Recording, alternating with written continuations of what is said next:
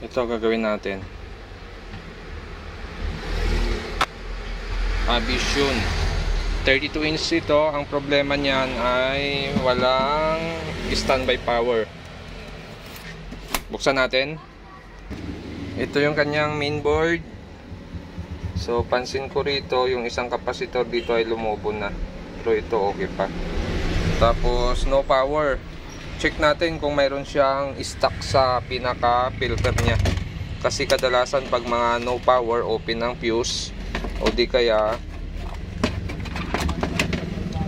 shorted yung primary. So ito check natin, naka DC tayo, check natin filter kung may karga. So may karga yung filter niya, 285 volts. Ibig sabihin walang problema sa primary, walang short. Pero hindi pa tayo sure kung short ang problema or open circuit na, no? So try natin i-check yung kanyang secondary. So resistance lang tayo, titingnan natin kung may short sa secondary. Minsan kasi yung mga ganito may short yung secondary natin. Yan. So ito yung diode ng 12 volts natin. So okay naman, hindi naman short. So ito naman yung diode ng ating backlight. Nagbabuzzer oh. So ayaw mawala yung buzzer nya. Ayun. So positive, may short dito sa backlight section, supply ng backlight section natin. Ito okay naman yung diode dito,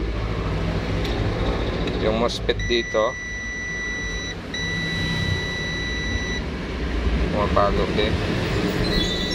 pumapalo din, pero try muna natin, baka diode ang issue nito. So baklasin muna natin yung board para mapalitan din natin yung kapasitor dito, saka maayos din natin yung isang kapasitor. So ito yung pinaka board.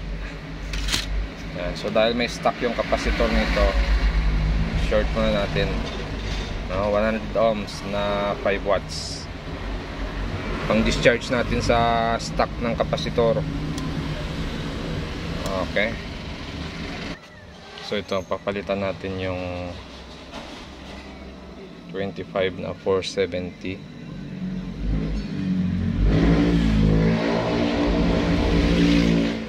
Tapos yung isa naman 35 na 270. So siguro to 20 ito dati, pero ito pa rin ikabit natin dito. Ayusin lang natin. So ito, natanggal na natin yung dalawang diode. Check natin kung saan dito ang short. Ayun, itong isa. Pero ito okay pa. Check natin yung MOSFET. So hindi na nagbabuzzer yung MOSFET natin. So nasa diode lang yung problema natin. So ito na, pinalitan na natin yung dalawang diode. Bali ito yung tinanggal natin. Isa lang naman ang sira dito. Ang number nito ay SB3150, 3 ampere, 150 volts. So ganun din yung kinabit natin dito. So ihinang lang natin yan, tapos testing natin. So ito, filter 161, naka 110 lang tayo. Check natin secondary kung may supply na tayo. Okay, wala pa rin tayong supply sa secondary. Ibig sabihin nito, bumigay yung primary nito. Sira yung primary nito. So ito nga, positive nga. Putok yung fusible na resistor. Ibig sabihin, bumigay. Nadali siya nung nag-short yung diode sa ating secondary. So kahit may supply yung filter natin, pero pagdating dito sa ating MOSFET ay sira na rin.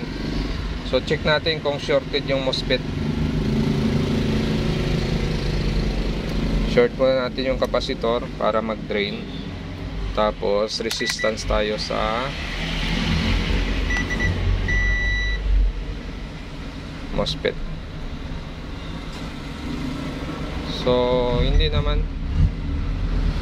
siya nagbabasa. Ayun, 0.3 oh. So shorted na nga. Shorted yung MOSFET. So check natin yung maliit na kapasitor, kung ano resistance nito, kung buo pa ba yung pinaka 6 pin natin dyan. So check natin to. Sana to. Resistance ay 41 ohms na lang. So sira din yung ating 6 pin. Okay, bumigay din yung 6 pin natin. Tapos bumigay din ito. Okay, so medyo matrabaho na ito. So total ano, bumigay. Ito na check natin. Okay ito. Ito okay rin. Ito open. Tapos ito sira din ito. Tapos damay din itong dalawang resistor. Yan. So tapos sira din ito. So ito medyo mahirap hanapin yung value nito dahil walang nakasulat. Ito kasi madali lang kunin kasi 101. 100 ohms lang ito. Pero itong dalawa ang mahirap kunin. Kaya mas mabuti pa rito i-4 wires na lang natin to. 4 wires na lang tayo. Buo naman yung section na ito. Fuse, diode, supply sa filter, okay naman. So ang naging problema lang dito, so pag nakabit tayo ng 4 wires, tatanggalin lang naman natin dito yung ito, supply nito, supply ng cap na ito. Tapos okay na yung secondary natin, setup natin. So ito na, nakabitan na natin siya ng 4 wires. Yan. Tapos check ngayon natin yung 12. Okay, meron na siyang 12 volts. Check natin supply ng backlight, 19 volts. Okay na. So salpak natin, titingnan natin kung okay pa yung salamin ng unit natin. At kung bago lang kayo sa aking channel, huwag kalimutan mag-subscribe. So ganun lang pag nag-setup ng 4 wires. Yan, naka-auto na yan. Tapos ni-remove natin yung optocoupler. Tapos dyan natin kinabit yung wire na yan sa paa ng opto.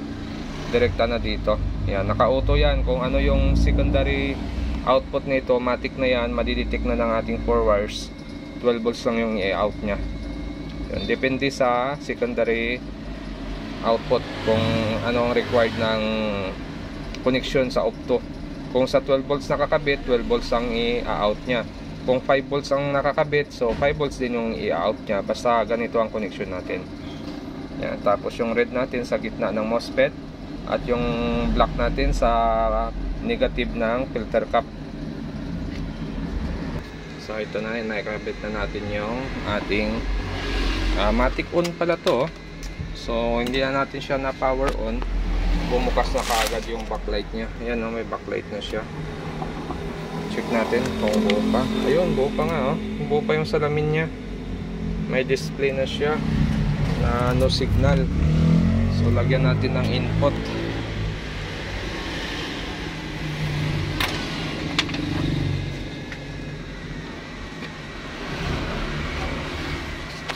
Tingnan natin kung naka-EB. Ayun, naka-EB siya. Yan.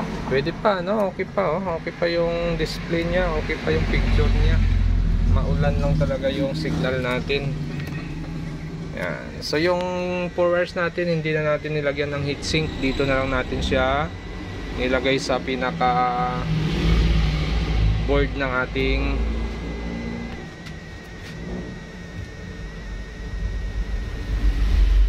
unit. Yun, okay naman.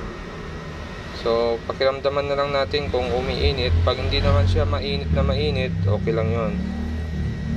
Okay, so lagyan nyo na lang ng silicone paste para yung init lilipat din dito sa pinaka board nya. Tapos mababawasan yung init ng MOSFET natin. Pero yung mga ganito kasi hindi naman malakas uminit to, kaya kayang-kaya niya yung init na i-absorb. Pag ito lang yung mga load natin, kayang-kaya ng ating 4 wires yan, kahit hindi na natin siya lagyan ng heatsink. Okay, so yun na.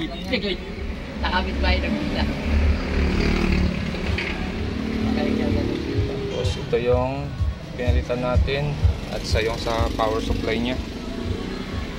So okay na siya.